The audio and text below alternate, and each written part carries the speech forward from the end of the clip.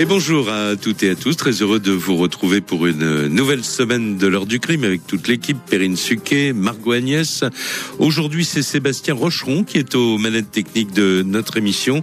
Et à la une, on en disait un mot tout à l'heure, juste avant les infos avec Christelle Rebière et Vincent Parisot.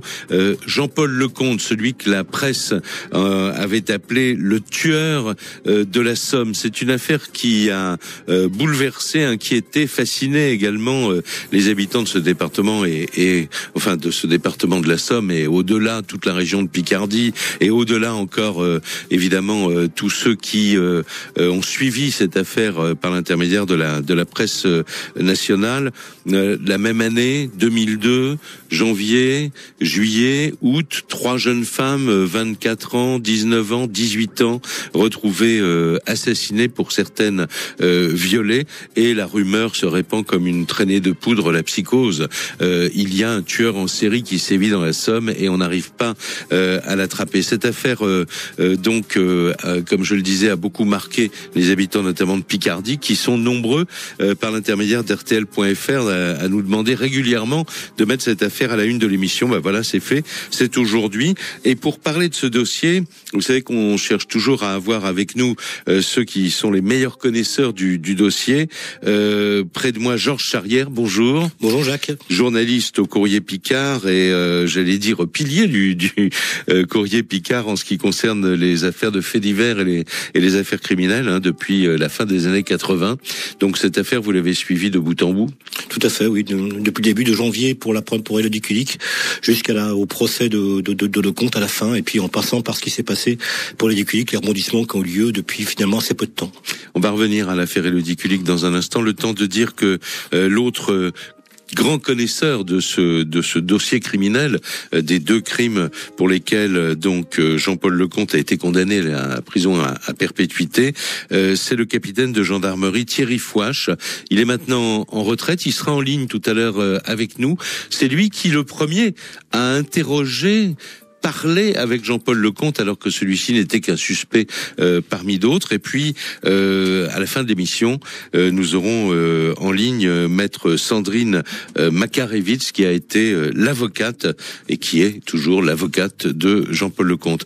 Alors Georges Charrière, un mot pour dire tout de suite que Jean-Paul Lecomte a été condamné, je viens de le rappeler, pour les meurtres de Patricia et de Christelle, pas pour Élodie Kulik, et pour cause, il était en prison à cette époque. Il purgeait une peine de 18 ans de prison. Il allait être libéré quelques mois plus tard, en 2002. Jean-Paul Lecomte est libéré en mai 2002, et bien évidemment, quand l'affaire Élodie Kulik éclate en janvier 2002, les gendarmes vont vérifier rapidement après où était Lecomte, et Lecomte était en prison, il n'avait pas de permission à l'époque, donc on est sûr qu'il n'est en aucun cas responsable de la mort, du viol et de la mort et de la torture d'Élodie Kulik. Voilà, ce que ne savaient pas forcément ceux qui craignaient, qui lui attribuaient, finalement, sans le connaître encore, ce troisième meurtre. L'affaire Kulik n'est pas terminée. Il y a eu de très gros rebondissements grâce à un ADN intrafamilial, on va dire. On a trouvé le père de l'auteur, enfin d'un des auteurs en tout cas du meurtre d'Élodie Kulik, mais celui-ci était décédé.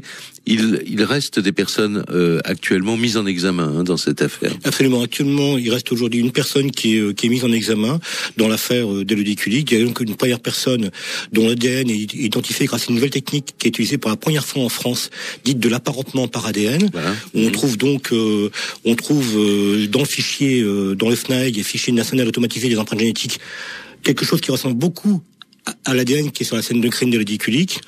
On trouve que ce garçon qui s'appelle Grégory Viard, on est formel, c'est lui, il sera même exhumé, le corps sera exhumé. Ouais, il était mort quelques temps plus tard dans un accident de voiture. De la route assez étrange, c'est en ligne droite face à un camion qui transporte des betteraves. Il quitte sa route sans raison et il percute. Donc là, on est sûr que c'est lui. Et puis l'enquête a avancé et on a une deuxième personne interpellée.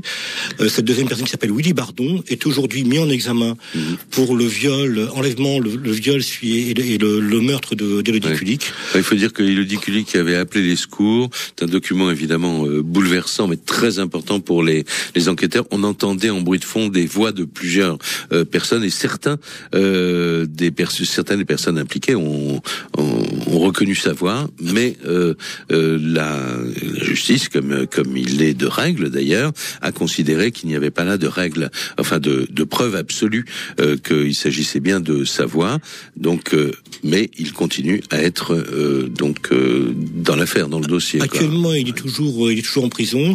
La chambre d'instruction de la cour d'appel d'Amiens a examiné son cas. Il a déposé une demande de mise en liberté. La réponse sera donnée le 18, donc très bientôt, à la fin de la semaine. Mais pour l'instant, il reste bien évidemment mis en examen dans le cadre de ce dossier. Voilà, et on reviendra certainement un jour ensemble en espérant que les enquêteurs de la cellule Élodie Kulik, qui existe encore et dont faisait partie pendant sa vie active, si j'ose dire, le capitaine de gendarmerie Thierry Fouache, qu'on aura tout à l'heure au téléphone.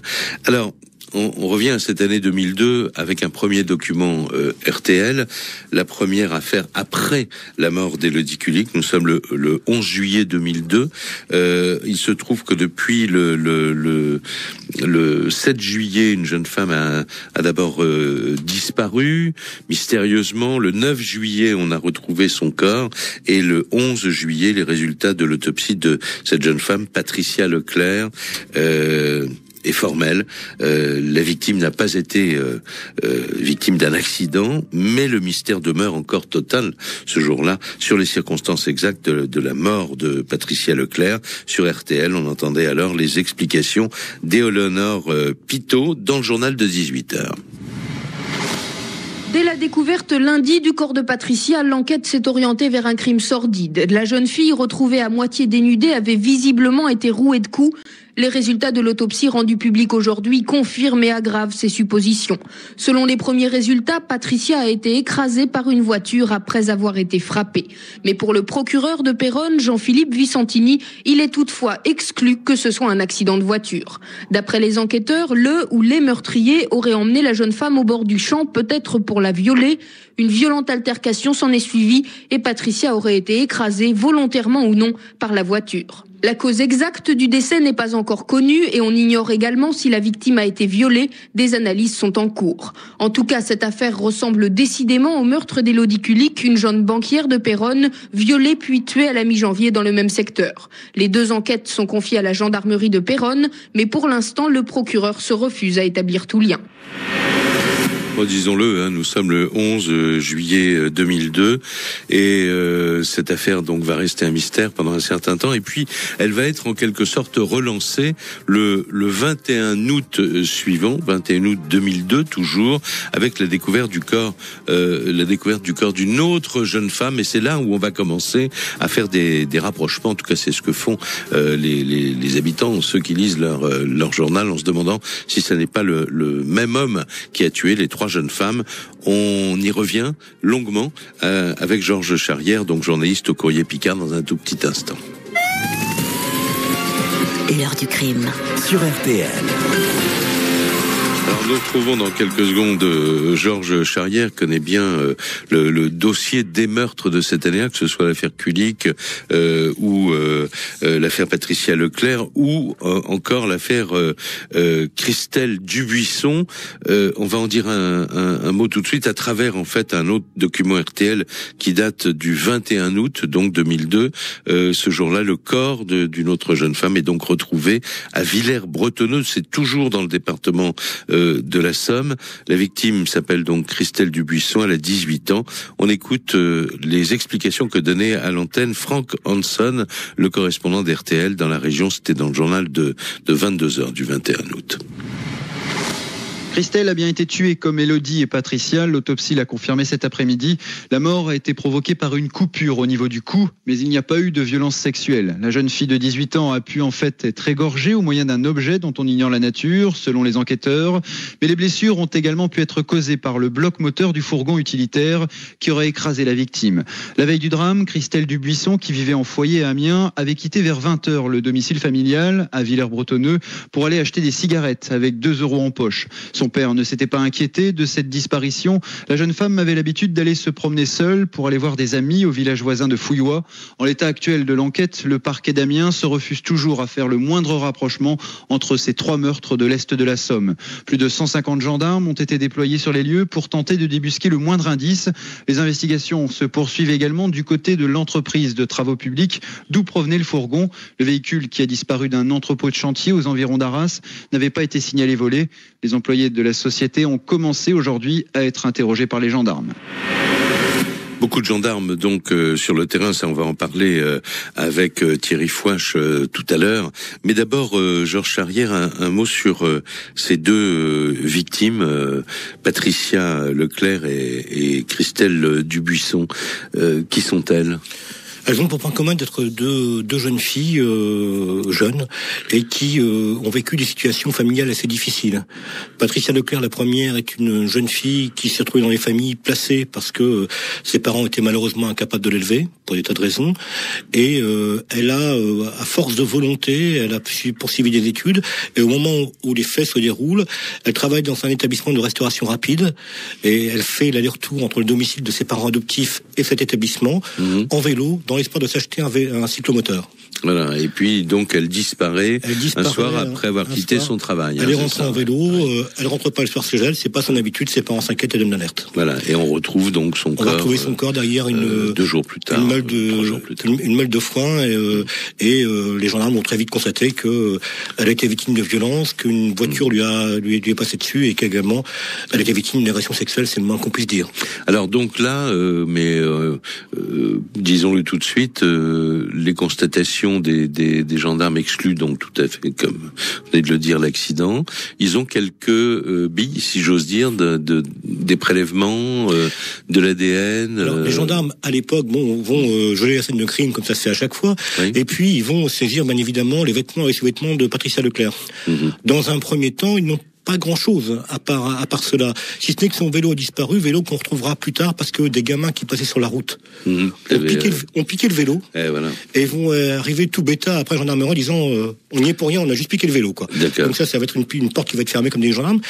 Et puis au fil du temps, donc un laboratoire de police scientifique qui se trouve à Nantes va examiner les sous-vêtements de Patricia Leclerc et ils vont aller jusqu'à complètement découdre ce sous-vêtement et sur des fils, ils vont découvrir 2 traces d'ADN, une trace de sang et superposer à cette trace de sang une trace de sperme.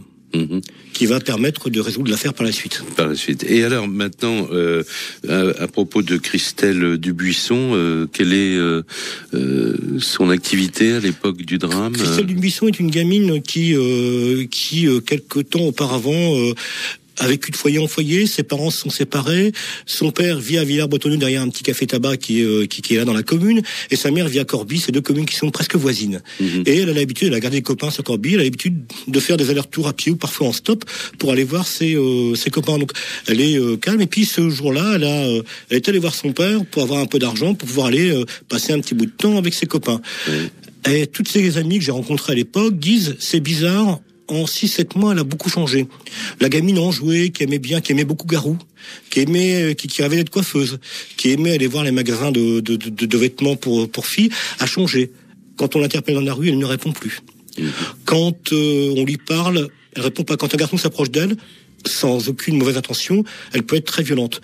Elle va prendre le train sans ticket, elle va te ramener au commissariat de police d'Amiens, elle va sauter à la gorge de l'officier de police judiciaire qui l'interroge. Donc quelque chose on se demande pourquoi, et on va découvrir très vite après. Il s'est malheureusement passé des choses pas très normales avec son père. Dans le cadre familial, voilà. Absolument. Des relations incestueuses, disons-le. Absolument, contre quelques euros. Et là, même question que pour Patricia Leclerc tout à l'heure, les constatations amènent à des prélèvements ou à des commencements de... Ça va être un peu plus compliqué encore pour les gendarmes, puisque ce corps a découvert sous un fourgon qui a été volé dans une entreprise de transport qui est dans le Pas-de-Calais, pas très loin. Et sous ce fourgon, donc des entreprises, des salariés de l'entreprise qui s'appelle la Stag, qui est à côté de Villers-Bretonneux, voit ce fourgon avec le nez dans le talus qui est en bas d'une voie de chemin de fer, oui. Et voit derrière ce fourgon une basket rouge et des traces rouges sur la carrosserie qui leur paraissent un peu étranges. Ils appellent les gendarmes bougent ce fourgon et c'est là qu'on découvre le cadavre de cette gamine qui est couchée en chien de fusil, la tête vers le bas et qui a été battue avec une main brûlée, et on découvre surtout aussi qu'elle a pris plusieurs coups de couteau au niveau du torse, et on découvre également dans le champ qui est là, on découvre qu'il y a été un champ de maïs qui a été rasé, et on découvre là une grosse tache de sang. Ouais. Et précision, elle n'a pas été violée. Il n'y a pas d'acte d'agression sexuelle, en tout cas immédiat. Alors vous, à l'époque, évidemment, pour le Courrier Picard, vous suivez ces affaires. Parallèlement à tout ça, il y a la psychose dont je parlais. Il y a l'idée que peut-être il y a un tueur en série. Qu'est-ce que vous en pensiez, vous, à l'époque ? À l'époque, on se pose forcément des questions. On va appeler nous ça le triangle maudit du Santerre, parce que effectivement, on se dit, est-ce qu'il n'y a pas deux ou une association même de plusieurs tueurs. On arrive sur un tueur en série. Oui. Donc on se pose des questions. Pardonnez-moi, on sait depuis ce tragique appel d'Élodie Kulik, même si les affaires s'avéreront non liées les unes avec les autres, qu'il y avait pour Élodie Kulik plusieurs agresseurs. Absolument. Élodie Kulik, on va le savoir rapidement. Et là, on ne sait pas finalement pour ce qui concerne Patricia Leclerc et Mlle Dubuisson. On ne sait pas mais on commence sérieusement poser des questions. Il faut savoir qu'à l'époque, dans la Somme, les jeunes filles ne sortent plus. Elles appellent les parents, ou elles appellent le petit copain pour dire je suis à tel endroit, etc. Donc il commence effectivement à y avoir une psychose qui s'installe. Et puis le 26 novembre 2002, tout change là dans l'affaire, parce que on apprend qu'un suspect, un homme de 36 ans du nom de Jean-Paul Lecomte, a été interpellé à Méholt. Ça se trouve près de la ville d'Albert dans la Somme. Il est soupçonné, on l'apprend aussi assez rapidement, d'avoir tué Patricia Leclerc au cours de l'été précédent, et on s'aperçoit également que c'était 2 mois après être sorti de prison. Il était incarcéré pour viol. Il purgeait une peine de 18 ans. Il avait effectué 13 ans d'incarcération sur ces 18 ans. Dans la région, bien sûr, l'arrestation de cet homme, quand elle est connue, est synonyme de soulagement. Mais enfin, quand même, tout le monde a en tête les 2 autres meurtres qui restent encore inexpliqués. On va écouter ce qu'en disait sur l'antenne d'RTL Frank Hanson, qui s'était rendu sur place. Écoutez le point qu'il faisait sur l'affaire dans RTL Matin.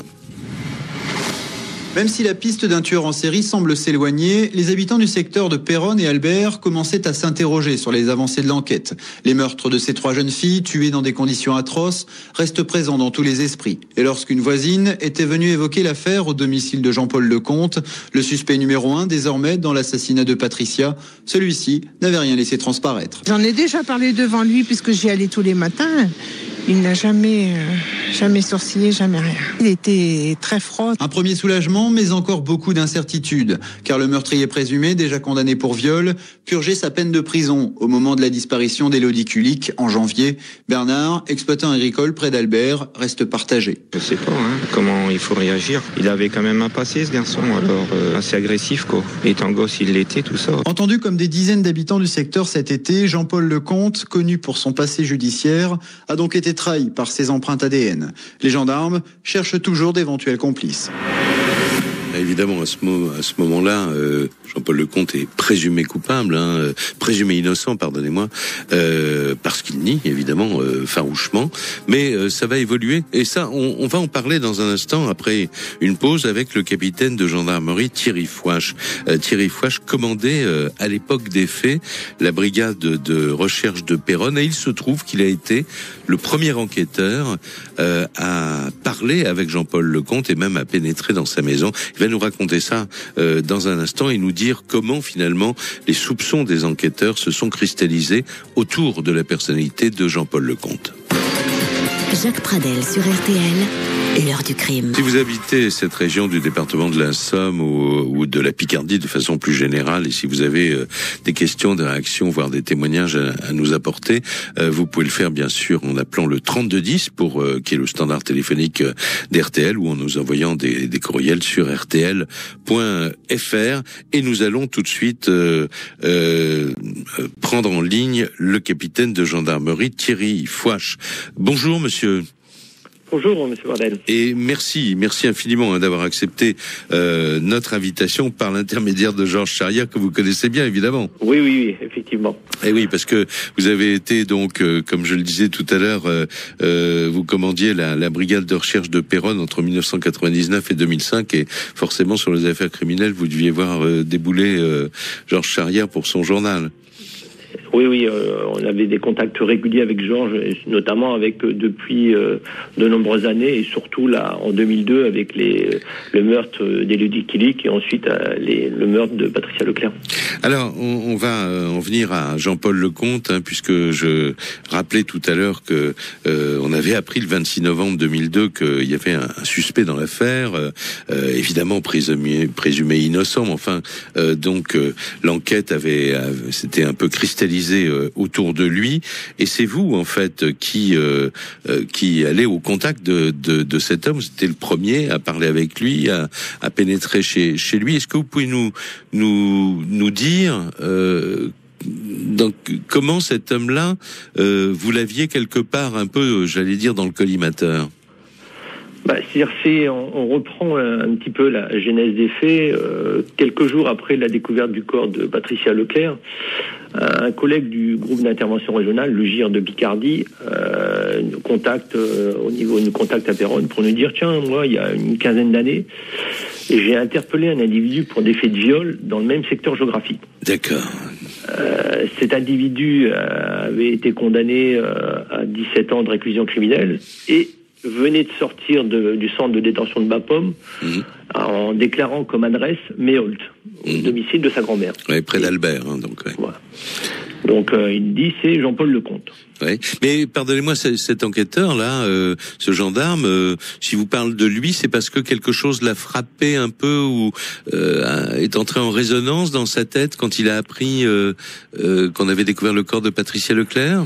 C'est-à-dire que pour lui, Jean-Paul Lecomte avait été donc condamné pour deux faits de viol, un viol sur majeur et un viol sur mineur, avec c'est-à-dire comme genre d'agression assez quand même violente, et dans le même secteur géographique. Donc lui, il s'est dit tiens, c'est quelqu'un qui vient de sortir de maison d'arrêt, donc pourquoi pas ne pas s'intéresser à lui, quoi. D'accord. Et en plus, il se trouve que Jean-Paul Lecomte avait à l'époque où il a été arrêté pour ses viols et condamné, donc il avait une petite amie, je crois, qui travaillait aussi dans un organisme de restauration rapide. Oui, c'est ça, oui. Et même si il avait nié les faits, ses victimes l'ayant reconnu, donc il avait été condamné. Mais c'est vrai qu'on se disait, tiens, c'est quelqu'un d'intéressant. En plus, c'est un délinquant sexuel, donc ça fait partie des hypothèses de travail lorsqu'on a ce type d'affaires, quoi. D'accord. Et à ce moment-là, vous y allez comme ça, seul? J'en discute avec le responsable de la cellule qui avait été mise en place. Je lui dis tiens, je vais monter à Méholt, voir vérifier si effectivement l'intéressé vit bien chez sa mère ou si il a simplement donné cette adresse en disant donc je pars seul à Méholt. Et je veux dire, lorsque j'arrive devant le domicile, donc il est présent, il est en train de nettoyer son véhicule Scorpio noir.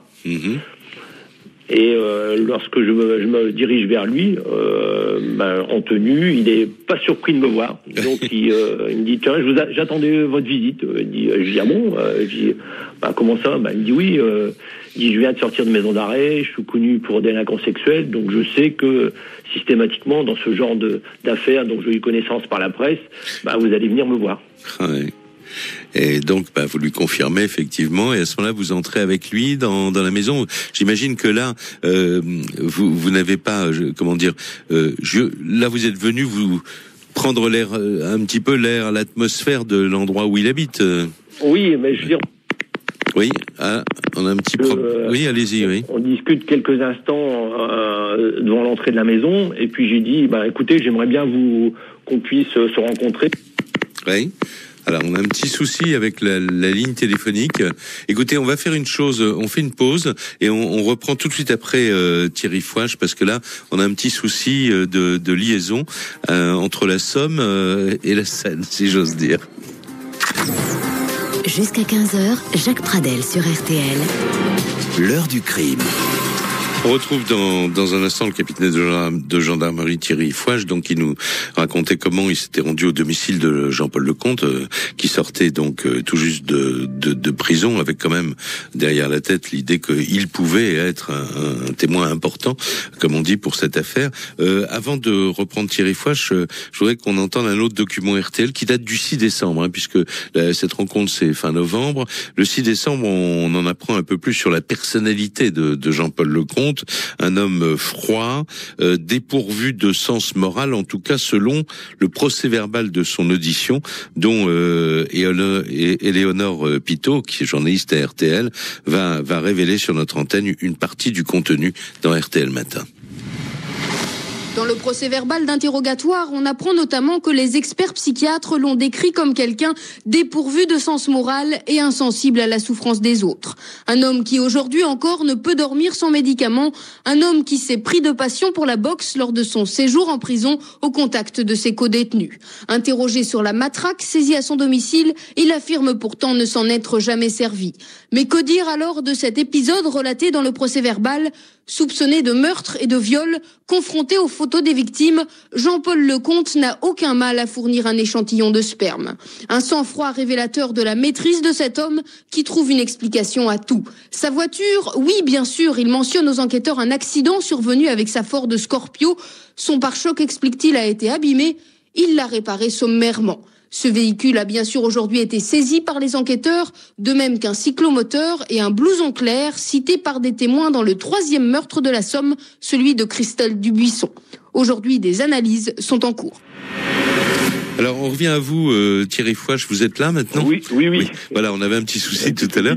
Donc, ce 26 novembre, quand vous sortez de cette première approche du personnage, vous pensez quoi ? Non, le 26 novembre, c'est à l'issue de sa garde à vue. Donc, moi, la première fois que je le vois, c'est vers la mi-juillet, quoi. Ouais. Ah, d'accord. Quelques jours après la découverte du corps de Patricia. Et c'est vrai que c'est quelqu'un qui est totalement serein. Oui. Et qui, lorsque je l'invite à m'accompagner jusqu'à la brigade d'Albert pour être entendu sur les faits, me dit ok, sans problème, écoutez, je vous demande simplement 5 minutes pour me changer, parce qu'il était en train de laver sa voiture, oui. Et lui dit je vous accompagne à la brigade d'Albert. Et donc là on part à la brigade d'Albert et il m'explique ce qu'il a fait depuis sa sortie de prison en mai, et que le soir des faits, il est allé faire un petit tour sur les fêtes locales, mais qu'il a croisé personne, qu'il a rencontré personne, et qu'il est rentré vers minuit au domicile de sa grand-mère. Il pense que sa grand-mère l'a entendu rentrer, mais en tout état de cause, il ne connaissait pas la victime, et il a eu connaissance des faits par la presse. Et on prélève son ADN ou pas, là ? Non, je veux dire, lors de sa première audition, on ne prélève pas son ADN pour la simple raison que on n'a toujours pas de retour, puisque les premiers prélèvements qui avaient été réalisés lors des autopsies nous faisaient état comme quoi il n'y avait aucun ADN qui avait été découvert sur le corps de Patricia Leclerc. D'accord. Donc en état mais par contre, je lui pose la question en disant est-ce que vous êtes opposé à ce que si on a un ADN, je viens de vous revoir pour vous prendre un prélèvement, et il m'a dit aucun problème, vous aurez qu'à m'appeler et puis je viendrai à la brigade d'Albert. Voilà. Ouais. Quelle histoire, hein. Et vous avez pu continuer l'enquête jusqu'au bout avec vos collègues ? Oui, puisque après donc au mois d'août, ayant connaissance juste après le deuxième meurtre. Le troisième meurtre, celui de Christelle Dubuisson. Donc je le contacte par téléphone et je l'invite à venir à Albert pour qu'il soit prélevé. Et puis il me rejoint sans aucune difficulté. On fait le prélèvement. Et puis il dit tiens, il y a une nouvelle affaire qui vient de se dérouler. Et puis voilà. Donc à cette époque, ça prend beaucoup de temps d'identifier les ADN et ensuite parce que le fichier génétique informatisé existe déjà, mais enfin on est au début, quoi. Voilà, c'était le début, et les prélèvements sont envoyés, mais on n'envoie pas prélèvement par prélèvement, donc on envoie une quinzaine de prélèvements, puisqu'à cette époque, tous les gens qui étaient plus ou moins entendus dès lors qu'on avait un ADN, on les prélevait, puis c'était envoyé en analyse, et puis ensuite pour comparer avec la trace. Alors, on va parler tout de suite à travers un autre document RTL qui date du 11 novembre 2003. Un rebondissement dans l'enquête, parce que Jean-Paul Lecomte a toujours nié. Et là, on apprend que, il est passé aux aveux. En tout cas, il a reconnu devant le juge d'instruction avoir assisté au meurtre de Patricia en compagnie de 2 autres personnes. Et ce sont des écoutes effectuées au parloir de la prison qui ont permis de piéger celui qui était quand même, faut bien dire, toujours le principal suspect de l'affaire. Alors, on va écouter ce qu'en disait sur RTL Jérôme Florin, et après, on va vous donner des précisions avec Georges Charrière. Les enquêteurs, en fait, ont pu enregistrer une conversation que Jean-Paul Lecomte avait eue avec sa grand-mère. Dans cette conversation, il avouait qu'il était présent sur les lieux du crime et qu'il avait assisté au meurtre de Patricia Leclerc, ce qu'il avait toujours nié. Hier, il a été entendu par le juge qu'il a confronté à l'enregistrement de cette conversation confession. Jean-Paul Lecomte a donc eu du mal à nier plus longtemps, il a avoué, et il a aussi dit qu'il n'était pas tout seul, que 2 autres personnes se trouvaient avec lui, sans plus de précision pour l'instant. Alors Jean-Paul Lecomte, c'est quelqu'un, il faut savoir, qui a la réputation d'être peu causant, sauf avec une personne, sa grand-mère. Ces 2-là sont très proches, ils vivaient ensemble. La dame de 87 ans a toujours énergiquement défendu son petit-fils, même quand celui-ci avait été condamné à 17 ans de prison à la fin des années 80 pour une série de viols. Cette complicité a donc été fatale à Jean-Paul Lecomte. Reste maintenant à déterminer son implication dans le meurtre de Patricia Leclerc et voir s'il était également présent, comme il dit, lors de l'assassinat d'une autre jeune fille tuée dans la Somme à la même époque, Christelle Dubuisson, un assassinat pour lequel il est également soupçonné. Alors Georges Charrière, évidemment, on évoque cette affaire, mais si on voulait l'évoquer dans ses moindres détails, il faudrait des heures d'émission. Il va y avoir un procès. Un premier procès, il va être condamné. Vous assistez à ce procès. Il nie toujours être le meurtrier et le violeur de Patricia Leclerc. Il fait appel de sa condamnation. Et là, il y a un véritable coup de tonnerre et un coup de théâtre, comme on dit, puisque à l'ouverture de ce procès en appel, le 26 mars 2007, et ça fait 5 ans donc après les faits, il reconnaît qu'il a tué la jeune femme. Vous étiez là. Ça se passe à Beauvais, effectivement, et à un moment donné, donc la présidente de la cour d'assises lui demande quelles sont ses intentions. Il reconnaît les faits. Il reconnaît les faits au cours du procès. Il va les expliquer, mais à plusieurs moments au cours de ce procès, il va y avoir des contradictions entre les constatations qui ont été faites par les médecins légistes et par les enquêteurs gendarmes et la réalité. Il y a des choses qui ne vont pas. Et on sent que tout ça est payé, mais à un moment donné, quand même, il va faire le geste, vous savez, le geste qu'ont les commandos pour casser un cou. Ouais. Il va le faire dans le bloc des accusés, il va montrer. Ça va être glaçant. J'imagine, oui. Ça va être glaçant. Ouais. Et il va reconnaître les faits en disant, au début, alors il va raconter ses histoires on était plusieurs, etc. Et après, il va venir finalement admettre qu'il était tout seul et qu'il n'a pas voulu avouer parce qu'il voulait pas faire de la peine à sa grand-mère et à sa tante. Grand-mère auprès de laquelle, à la prison, comme c'était raconté tout à l'heure, il a avoué être l'auteur.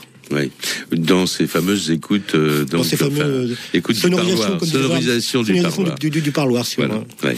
Alors on va faire une pause, on va retrouver ensuite Thierry Fouache quelques instants, et puis on va donner la parole à maître Sandrine Makarewicz, qui est l'avocate de Jean-Paul Lecomte, parce que bien sûr, et pour cause, elle a assisté à tous les procès, et on va parler avec elle des moments forts qui lui restent encore aujourd'hui de ces procès de Jean-Paul Lecomte. L'heure du crime. Sur RTL.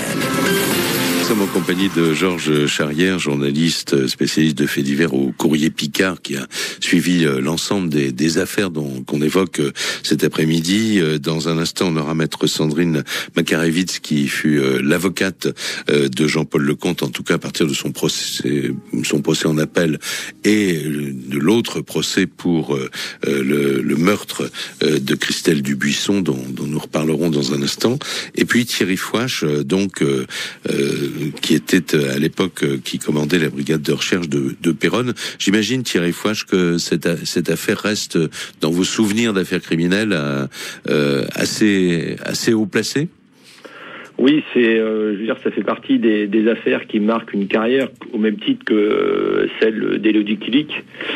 Et c'est vrai que sur mes 6 années passées à Péronne, donc c'est quand même les 2 affaires qui ont marqué mon passage à Péronne, quoi. Ce qui nous frappe, ça me frappe tout autant que les auditeurs qui nous en font part souvent sur RTL.fr, c'est l'extraordinaire aplomb d'un certain nombre de meurtriers qui accueillent les gendarmes ou les policiers, qui disent non, je ne connais pas, je n'ai rien fait. Qu'est-ce que vous diriez de la personnalité de cet homme ? C'est vrai que Jean-Paul Lecomte était quelqu'un qui, lorsque moi j'ai eu le premier contact avec lui, était totalement serein. Je veux dire, quelqu'un qui n'avait pour lui, mis à part les faits de connaissance par la presse, n'avait aucun lien avec cette affaire. Donc qu'il était très volontaire pour nous accompagner et puis s'expliquer, et que y compris pour donner son ADN. Voilà, même pour donner son ADN, puisque il avait aucune intention de se substituer, puisqu'il dit moi de toute façon j'ai rien à voir là-dedans, donc il n'y a aucun souci, dès que vous avez besoin de mon ADN, je vous le communique. D'ailleurs lorsqu'il était placé en garde à vue pour notamment après le 25 novembre, ensuite la découverte de son ADN sur Patricia Leclerc, il a contesté durant sa garde à vue cet ADN, puisqu'on était obligé de refaire un prélèvement au niveau de l'hôpital de Péronne, puisque pour lui ce n'était pas son ADN, c'était quelque chose qui avait été manipulé, donc ça ne pouvait pas être. Donc il y a eu une autre expertise, mais qu'il a également accablé, en fait. Réfuté devant le juge, et un 3e prélèvement a été réalisé de nouveau. D'accord. Écoutez, je vous remercie beaucoup d'avoir évoqué avec nous sur RTL aujourd'hui ces souvenirs d'enquête. Merci infiniment, Thierry Fouache. Merci, une bonne fin d'après-midi. Bonne fin d'après-midi. Georges Charrière, un mot avant de prendre Madame Makarewicz. Comme je le disais tout à l'heure, vous avez suivi l'affaire, vu Lecomte de très près, puisqu'il était dans le box des accusés, aux 3 procès auxquels vous avez assisté. Qu'est-ce que vous diriez, vous, personnellement, de la personnalité de cet homme ? Ce que j'ai trouvé très étonnant, Jacques, c'est que quand on entend parler ce garçon dans le box, quand on parle pas des faits, quelqu'un qui parle bien, qui a un vocabulaire relativement riche, qui semble relativement cultivé. Alors on va apprendre aussi que pendant un moment de sa vie, il a bien aimé les écrits d'Hitler, par exemple, aussi quand même. Mais quelqu'un, et puis on va se rendre compte qu'à des moments donnés, quand il est face à une femme, par exemple, en partie civile dans le premier procès, il y en a, ou quand il est face à des contradictions, là il perd tout moyen, et on sent cette espèce de violence entrée qui est prête à exploser. Puis on se demande quand même comment le petit Jean-Paul Lecomte, qui à l'école, une institut de CM2, vient raconter que faut pas lui tourner le dos parce qu'il cogne les petits. Comment ce gamin peut devenir ce qu'il a été? Et puis aussi ce point commun, quand même, qu'il y a entre lui et les 2 victimes. C'est un gamin qui a été abandonné par ses parents, tout comme Patricia Leclerc, tout comme Christelle Dubuisson. Alors nous allons prendre maintenant Maître Sandrine Makarewicz en ligne. Bonjour Maître. Bonjour Monsieur Pradel. Merci d'avoir accepté vous aussi de revenir sur cette affaire, parce que elle est très marquante à tous les niveaux, bien sûr, au niveau judiciaire aussi, parce que autant il y a eu des preuves incontestables dans le premier procès, autant le second procès dont on n'a pas encore parlé, enfin je parle de l'appel du premier procès, autant le second procès dont on n'a pas encore parlé, parce que je savais que on allait en parler ensemble, a été aussi très très marquant. Qu'est-ce qui vous reste, vous, de cette défense? Oh là, on pourrait en parler des heures, comme vous avez tout à l'heure dit à juste titre. C'est vrai que moi j'ai 3 temps forts. Le premier temps fort, c'est ma rencontre avec Jean-Paul Lecomte au parloir. Au parloir du centre de détention du Yancourt, quand j'ai dû prendre sa défense en appel en charge. Oui.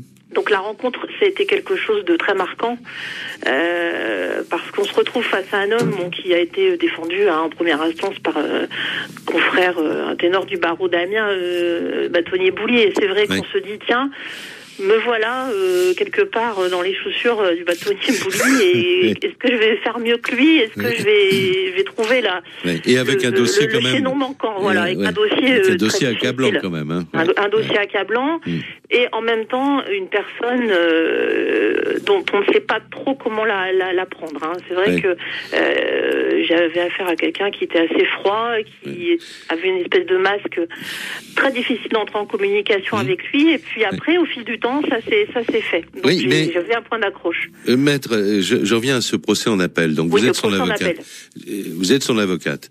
Je suis son avocate. Voilà. Il vous a pas prévenu de ce qu'il allait dire. Comment ça s'est passé? C'est au premier jour du procès que finalement il avoue. Il dit jusqu'à présent j'ai avoué que j'étais là, j'étais présent mais j'ai rien fait. Là j'avoue oui j'ai tué et j'étais seul. Si vous voulez, ce que je pourrais rajouter dans les critères de quand vous qualifiez, j'ai entendu Monsieur Charrière, Monsieur Foch indiquer que c'est quelqu'un d'intelligent, de froid, etc. Moi, je dirais qu'il est imprévisible aussi. Ouais. Jean-Paul Lecomte est imprévisible. Donc, je l'ai rencontré avant pour voir le dossier avec lui. Je lui avais mis quand même des éléments accablants, comme vous l'avez dit. Vous avez rappelé tout à l'heure toute l'histoire de ce dossier. Bon, je lui ai dit, moi, voilà, je pense que ce qui serait bien, c'est aussi de soulager la famille, de Patricia Leclerc, si vous l'avez fait, dire les choses. Bon, je repars, je ne sais pas ce qu'il va faire à l'entrée du procès, je savais même pas si j'allais pouvoir plaider pour lui, qu'il allait pas me récuser, il avait déjà récusé 2 avocats, et coup de théâtre, ouverture du procès, il dit, oui, c'est moi qui ai tué Patricia Leclerc, voilà. Donc là, forcément, c'était parti. Il fallait continuer sur cette lancée-là et puis essayer de reconstruire le crime avec des incohérences, comme l'a dit tout à l'heure Georges, sur la manière dont ça s'est passé, la manière dont il a guetté cette jeune femme et les violences qui lui ont été occasionnées. Alors, contrairement à ses aveux en appel, il a toujours nié avoir tué Christelle Dubuisson, mais pourtant il y a eu des scènes. Georges Charrière me disait hors micro, la scène qu'il avait le plus frappé, c'est la même que celle que vous nous avez indiquée quand on a préparé l'émission ensemble.